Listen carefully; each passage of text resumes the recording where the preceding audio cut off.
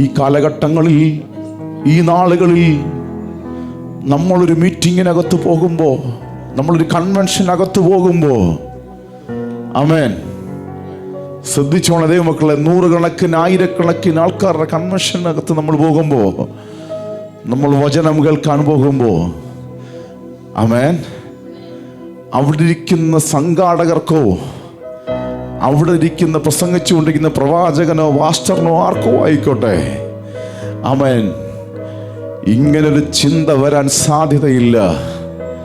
ആമേൻ. ഇന്ന് പകൽ ഞാൻ ആരോടൊക്കെ പറയുന്നു, ആമേൻ, നിങ്ങളെ വചനം കേൾക്കാൻ മാത്രമല്ല അവൻ വിളിക്കുന്നത്, നിങ്ങളുടെ ആവശ്യങ്ങളെ നിറവേറ്റാൻ അവനൊരു ചിന്തയുണ്ട്. ഹല്ലേലൂയ. ഇന്ന് പകൽ, ആമേൻ, ഹല്ലേലൂയ, ലോകപ്രകാരം ഒരു മനുഷ്യനും തോന്നാത്ത ഒരു ചിന്ത നിങ്ങളെ പറ്റി ഉണ്ടെന്ന്. അവൻ നിങ്ങൾ എന്ത് കഴിച്ചെന്നോ, നിങ്ങൾക്ക് വിശക്കുന്നുണ്ടെങ്കിൽ നിങ്ങളുടെ വിശപ്പ് മാറ്റാൻ അവൻ ഏത് വിഷയത്തിന്റെ മുമ്പിലാണ് നിങ്ങൾ ആഗ്രഹിച്ചിരിക്കുന്നത്, അവൻ ഏത് വിഷയത്തിന്റെ മുമ്പിലാണ് നിങ്ങൾ ഇരിക്കുന്നതെങ്കിൽ അതിന്റെ മുമ്പിൽ ഒരു പരിഹാരവുമായി അവൻ ദൈവത്തിന്റെ ഹൃദയം തുറന്നു വെക്കുകയാണ്.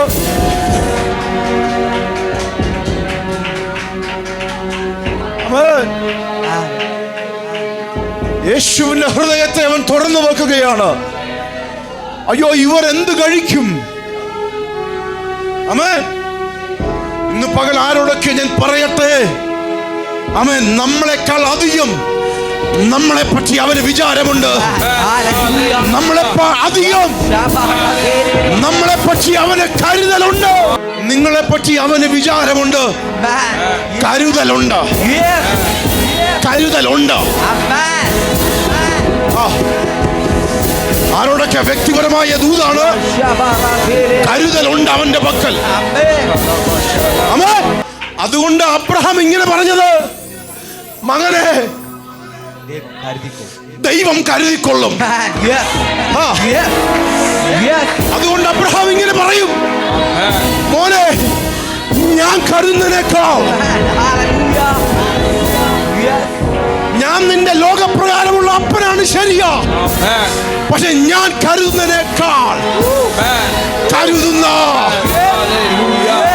ഇന്ന് പകൽ ഞാൻ ആത്മാവിൽ പ്രവചിക്കുന്നു, നിങ്ങളുടെ ആകുലതകളെയും നിങ്ങളുടെ ഭയങ്ങളെയും, എന്തായി തീരുമെന്ന ഭയങ്ങളെയും യേശു എടുത്തു കളയുകയാണ്. യേശു എടുത്തു കളയുകയാണ്.